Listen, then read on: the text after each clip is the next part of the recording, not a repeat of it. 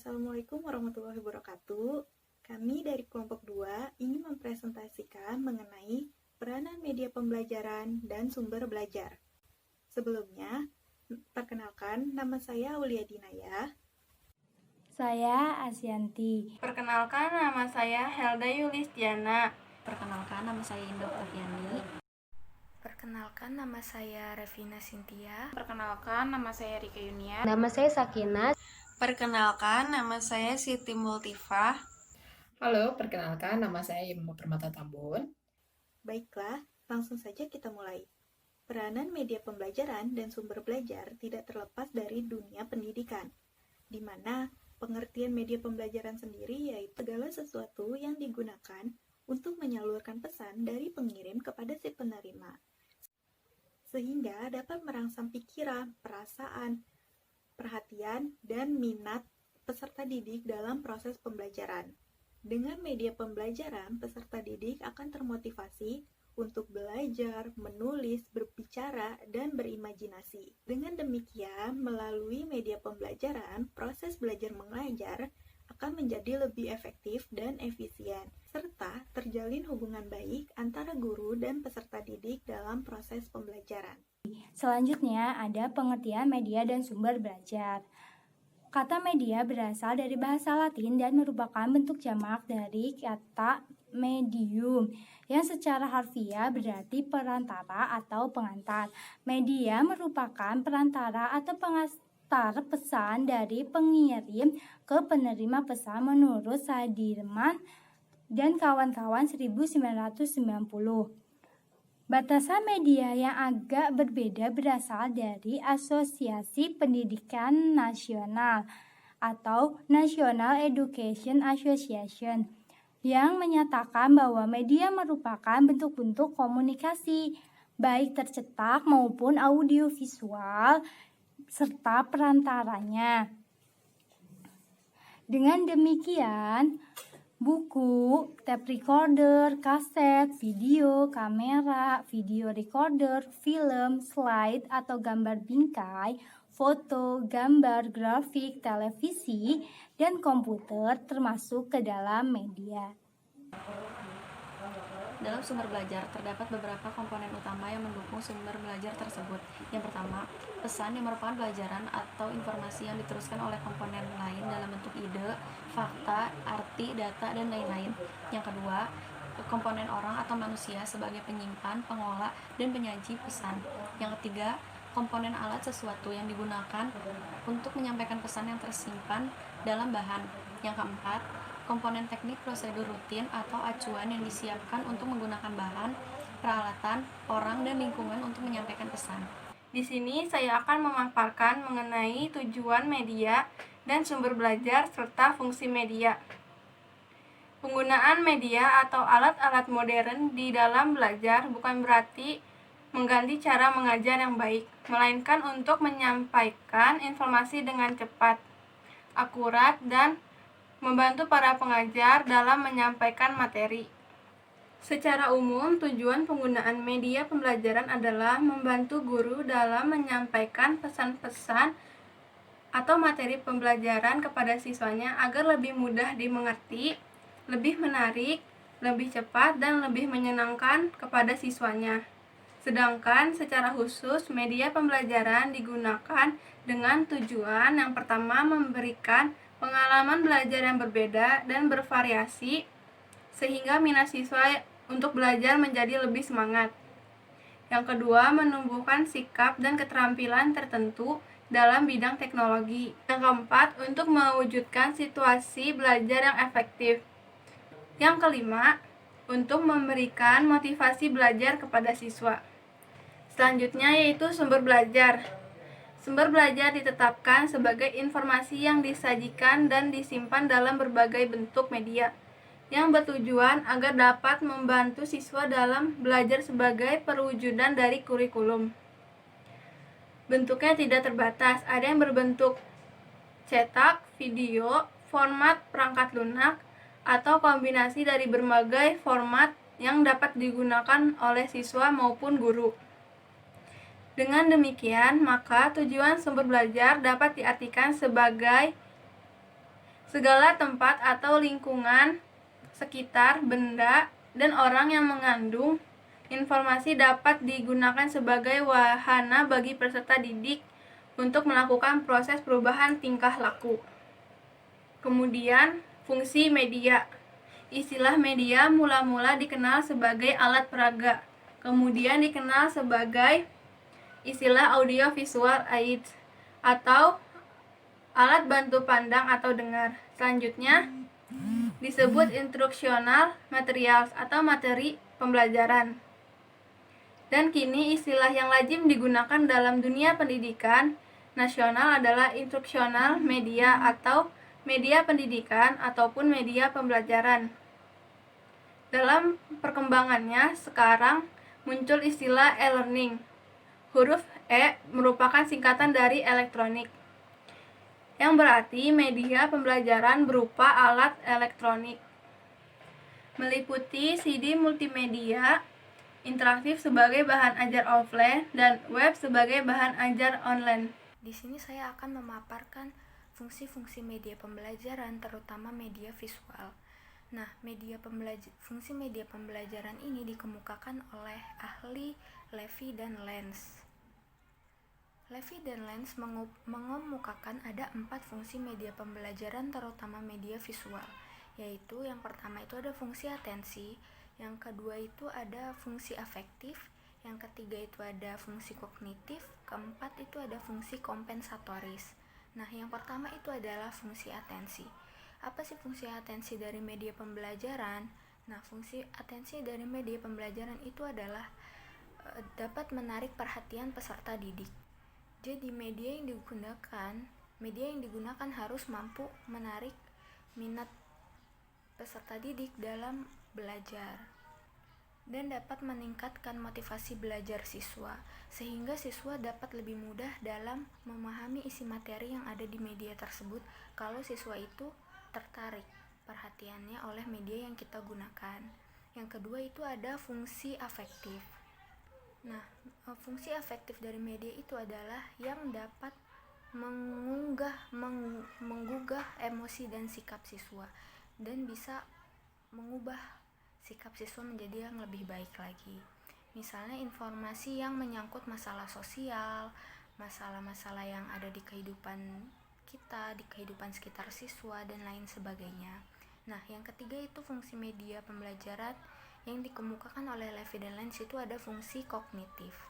Fungsi kognitif dari media pembelajaran itu media yang berupa lambang-lambang, berupa simbol-simbol yang dapat meningkatkan pemahaman, meningkatkan kognitif, meningkatkan kemampuan dalam memahami isi materi. Jadi kita dalam menentukan media pembelajaran itu harus yang dapat meningkatkan pemahaman siswa juga, karena itu merupakan tujuan dari pembelajaran yang ingin dicapai. Nah, yang terakhir itu ada fungsi kompensatoris. Fungsi kompensatoris ini yaitu mengakomodasikan siswa yang lemah dan lambat menerima dalam memahami isi pelajaran yang disajikan dengan teks. Jadi itu tuh untuk membantu siswa-siswa yang lemah tersebut. Setelah menjelaskan fungsi media pembelajaran, berikutnya adalah fungsi sumber belajar. Jadi sumber belajar ini memiliki beberapa fungsi. Yang pertama itu ada meningkatkan produktivitas pembelajaran. Meningkatkan produktivitas pembelajaran ini dapat mempercepat laju belajar dan membantu guru untuk menggunakan waktu secara lebih baik. Kemudian ada memberikan kemungkinan pembelajaran yang bersifat individual. Fungsi yang ketiga itu memberikan dasar yang lebih ilmiah terhadap pembelajaran dengan cara perancangan program pembelajaran yang lebih sistematis dan pengembangan bahan pembelajarannya dilandasi oleh penelitian. Terus ada fungsi yang keempat itu lebih memantapkan pembelajaran dengan cara meningkatkan kemampuan sumber belajar dan penyajian informasinya bisa secara lebih konkret atau lebih jelas. Nah, kemudian ada memungkinkan belajar secara seketika, mengurangi kesenjangan antara pembelajaran yang bersifat verbal dan abstrak dengan realitas yang konkret. dengan adanya sumber belajar juga memberikan pengetahuan yang sifatnya langsung. Kemudian fungsi yang terakhir itu ada memungkinkan pembelajaran yang lebih luas dengan menyajikan informasi yang mampu menebus batas geografis. Berikutnya di sini saya akan membahas tentang klasifikasi media dan sumber belajar. Proses belajar mengajar itu pada hakikatnya adalah suatu proses yang mengharuskan adanya komunikasi, yaitu proses penyampaian pesan, isi atau materi bahan ajar dari sumber pesan melalui saluran atau media tertentu ke penerima pesan. Nah, dalam penyampaiannya ini bisa dilakukan melalui berbagai simbol, berbagai macam kegiatan yang berupa komunikasi, bisa berupa verbal ataupun non-verbal ataupun melalui visual yang selanjutnya ditafsirkan oleh penerima pesan atau yang bisa kita sebut yaitu peserta didik. Nah, klasifikasi media ini ada 7 klasifikasi. Nah, 7 klasifikasi ini dikemukakan oleh Rudy dan Bretz dalam Rihanna yang akan dijelaskan di slide selanjutnya. Menurut Rudy Bretz dalam Rihanna 2008 ada 7 klasifikasi media, yaitu yang pertama media audiovisual gerak seperti film bersuara, pita video, film pada televisi atau animasi. Dan yang kedua itu ada media audiovisual diam. Contohnya tuh kayak rangkaian suara, halaman suara, dan sound. Yang ketiga itu ada slide. Yang keempat ada audio semi gerak seperti tulisan jauh bersuara. Dan yang kelima itu ada media visual bergerak seperti film bisu. Dan yang keenam ada media visual diam. Contohnya tuh kayak halaman cetak, foto atau mikrofon, dan slide bisu. Dan yang terakhir atau yang ketujuh itu ada media audio. Contohnya tuh kayak radio, telepon, dan pita audio. Selanjutnya itu ada klasifikasi sumber belajar. Secara umum ada beberapa klasifikasi sumber belajar. IT yang artinya itu Association of Education Community Technology menghasilkan sumber belajar dalam 6 macam, yaitu methods, people, material, device, technically, and settings. Dalam Ramli Abdullah 220, 6 klasifikasi sumber belajar tersebut dapat dijelaskan sebagai berikut. Yang pertama itu pesan message yang berupa informasi yang disampaikan oleh komponen yang lain, biasanya berupa ide, makna, dan fakta berkaitan dengan konteks pembelajaran. Pesan ini terkait dengan isi bidang studi yang akan dikelola atau dikonstruksikan kembali oleh pelajar atau orang-orang tertentu yang terlibat dalam penyimpanan atau penyaluran pesan tersebut. Dan yang kedua itu ada people, orang, yakni manusia yang bertindak sebagai penyimpan atau pengelola dan penyaji pesan, termasuk kelompok ini misalnya dosen, guru, tutor, dan lain-lain. Yang ketiga itu material atau bahan, yang merupakan kelompok atau alat yang sering disebut dengan perangkat lunak. Dalam hal ini, bahan berfungsi sebagai menyimpan pesan sebelum disalurkan dengan menggunakan alat yang telah dirancang. Bahan yaitu sesuatu yang berupa tertulis seperti teks, rekaman, elektronik, web, dan lain-lain, dapat digunakan untuk pembelajaran. Yang keempat itu device atau alat, yang merupakan alat yang sering disebut perangkat keras. Berkaitan dengan alat ini dipergunakan untuk mengeluarkan pesan yang tersimpan di dalam bahan. Alat juga merupakan benda-benda yang berbentuk fisik yang sering disebut dengan perangkat keras, yang berfungsi untuk menyajikan bahan pembelajaran. Sumber belajar seperti komputer, OHP, kamera, televisi, bingkai, tape recorder, VCD, DVD, dan lain-lain. Yang kelima itu ada teknik yang merupakan prosedur baku atau pedoman langkah-langkah dalam penyampaian pesan. Dalam hal ini, dengan kata lain, teknik adalah cara atau prosedur yang digunakan orang dalam kegiatan pembelajaran untuk mencapai satu pelajaran itu. Dan yang keenam itu ada latar, yang merupakan lingkungan di mana pesan ditransmisikan. Lingkungan adalah tempat di mana saja seseorang melakukan belajar atau proses perubahan tingkah laku, maka dikategorikan sebagai sumber belajar. Misalnya perpustakaan, pasar, museum, sungai, gunung, tempat pembuangan sampah, kolam ikan, dan lain-lain. Berdasarkan paparan di atas, dapat diklasifikasikan bahwa sumber belajar adalah berbasis manusia. Sumber belajar biasanya juga disebut sebagai berbasis cetakan, dan sumber belajar berbasis visual, sumber belajar berbasis audiovisual, dan sumber belajar berbasis komputer. Saya akan menjelaskan mengenai manfaat media pembelajaran dan sumber belajar. Secara umum, manfaat media pembelajaran ialah memperlancar interaksi guru dan siswa dengan maksud membantu siswa belajar secara optimal. Dengan adanya media pembelajaran, guru dapat dengan mudah menyampaikan materi pembelajaran. Begitupun dengan siswa juga akan dengan mudah memahami materi pembelajaran yang diajarkan oleh guru. Adapun secara khusus, manfaat media pembelajaran ialah yang pertama, penyampaian materi pembelajaran dapat diseragamkan. Guru mungkin mempunyai penafsiran yang beraneka ragam tentang sesuatu hal. Namun dengan adanya media pembelajaran, penafsiran yang berbeda tersebut dapat disampaikan kepada siswa secara beragam. Terus yang kedua, proses pembelajaran menjadi lebih menarik. Media dapat menyampaikan informasi yang dapat didengar dan juga dilihat, sehingga dapat mendeskripsikan prinsip, konsep, proses atau prosedur yang bersifat abstrak dan tidak lengkap menjadi lebih jelas dan lengkap. Terus yang ketiga, proses pembelajaran menjadi lebih interaktif.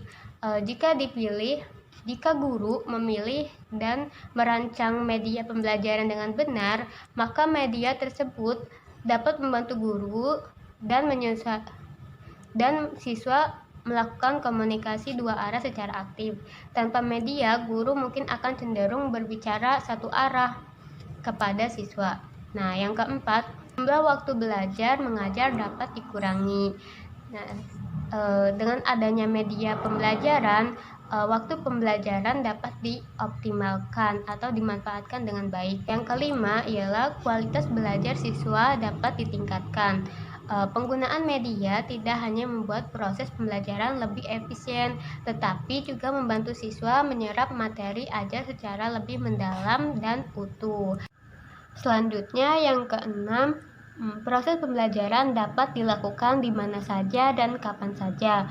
Media pembelajaran dapat dirancang sedemikian rupa sehingga siswa dapat belajar di mana saja dan kapan saja mereka mau tanpa bergantung dengan adanya kehadiran guru. Contohnya penggunaan media pembelajaran seperti situasi sekarang ini di era pandemi. Tentunya kehadiran media pembelajaran itu sangat dibutuhkan, sangat penting sekali di masa-masa sekarang ini. Contohnya guru dapat membuat media pembelajaran berbasis IT yang dapat menjadi alternatif guru dalam menyampaikan materi pembelajaran. Terus yang ketujuh, sikap positif siswa terhadap proses belajar mengajar dapat ditingkatkan. Dengan media, proses pembelajaran akan menjadi lebih menarik dan hal ini dapat meningkatkan motivasi siswa untuk belajar. Terus yang kedelapan, peran guru dapat berubah ke arah lebih positif dan produktif. Dengan media, guru tidak perlu mengulang-ulang penjelasan dan mengurangi penjelasan verbal, sehingga guru dapat memberikan perhatian lebih banyak aspek pemberian motivasi, perhatian, bimbingan, dan sebagainya. Sumber belajar. Adapun manfaat sumber belajar yang pertama ialah memberikan pengalaman belajar secara langsung dan konkret kepada peserta didik. Yang kedua, dapat menyajikan sesuatu yang tidak mungkin diadakan, dikunjungi atau dilihat secara langsung atau konkret. Yang ketiga, dapat menambah dan memperluas cakrawala sajian di dalam kelas. Terus yang keempat, dapat memberi informasi yang akurat dan terbaru. Yang kelima, dapat membantu memecahkan masalah pendidikan, baik dalam lingkup mikro maupun makro. Yang keenam, dapat memberi informasi yang positif apabila diatur dan direncanakan pemanfaatnya secara tepat. Yang terakhir, dapat merangsang untuk berpikir, bersikap, dan berkembang lebih lanjut. Selanjutnya yaitu mengenai peran media dalam pembelajaran. Setiap manusia memerlukan belajar untuk mengembangkan pengetahuan, bakat, dan minatnya. Dalam mengembangkan kemampuan tersebut, seseorang membutuhkan orang lain untuk mendidiknya. Selain itu, peran media juga sangat diperlukan dalam mendidik peserta didik. Untuk meningkatkan kemampuannya untuk belajar, maka diperlukan sumber belajar. Dengan adanya sumber belajar, maka peserta didik dapat mengerti apa yang dipelajarinya. Salah satu sumber belajar yang kita kenal selama ini adalah media pembelajaran. Berkenaan dengan pengembangan teknologi pembelajaran, peranan media menjadi sangat penting. Media pembelajaran yang berupa mesin atau teknologi dipandang sebagai aplikasi ilmu pengetahuan. Dapat berwujud media elektronik atau mesin pembelajaran lainnya, menempati posisi strategis dalam mempermudah dan memperlancar belajar. Jangkauan belajar menjadi lebih luas dan lebih cepat, yang pada akhirnya penerapan teknologi pembelajaran memiliki kontribusi yang besar dalam media. Media memiliki berbagai peran dalam aktivitas pembelajaran. Dalam situasi pembelajaran yang berbasis pada guru, penggunaan media pembelajaran secara umum adalah untuk memberikan dukungan suplementer secara langsung kepada guru. Media pembelajaran yang dirancang secara memadai dapat meningkatkan dan memajukan belajar dan memberikan dukungan pada pembelajaran yang berbasis guru, dan tingkat keefektifan media pembelajaran tergantung pada guru itu sendiri.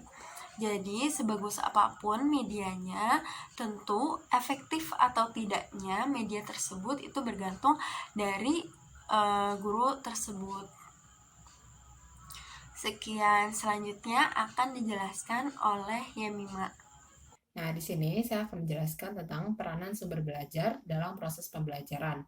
Nah, untuk peranan sumber belajar dalam proses pembelajaran sendiri dibagi menjadi 3, yaitu peranan sumber belajar dalam pembelajaran individual, yang kedua, peranan sumber belajar dalam belajar klasikal, dan yang ketiga ialah peranan sumber belajar dalam belajar berkelompok. Nah, mari kita bahas satu-satu. Yang pertama ialah peranan sumber belajar dalam pembelajaran individual. Yang dimaksudkan ialah titik berat pembelajaran individual adalah pada peserta didik, sedangkan guru mempunyai peranan sebagai penunjang atau fasilitator. Nah, dalam pembelajaran individual sendiri, peran guru dalam interaksi dengan peserta didik lebih banyak sebagai konsultan, pengelola, pengarah, pembimbing, penerima hasil kemajuan belajar peserta didik. Nah, waktu yang digunakan untuk melaksanakan tugas dalam pembelajaran biasanya hanya 10% dari total waktu belajar. Oleh sebab itu, frekuensi pertemuannya jarang sekali. Nah, untuk selanjutnya, yang kedua ialah peranan sumber belajar dalam belajar klasikal. Apa yang dimaksud dengan peranan sumber belajar dalam belajar klasikal? Yaitu, pola komunikasi dalam belajar klasikal yang dipergunakan adalah komunikasi langsung antara guru dengan peserta didiknya. Hasil belajar sangat tergantung oleh bagaimana kualitas guru tersebut. Karena guru merupakan sumber belajar utama. Nah, untuk sumber-sumber yang lain seolah-olah tidak ada perannya sama sekali karena frekuensi belajar dominasi interaksinya dengan guru. Nah, untuk peranan sumber belajar dan belajar klasikal ini berbeda dengan individual. Kalau individual tadi lebih banyak muridnya, di mana guru hanya sebagai fasilitator. Nah, untuk yang kedua, belajar klasikal ini di mana kebanyakan dalam proses pembelajaran, seorang guru lebih berperan penting, di mana dominasi interaksinya lebih banyak dengan guru. Nah, selanjutnya yaitu peranan sumber belajar dalam belajar berkelompok.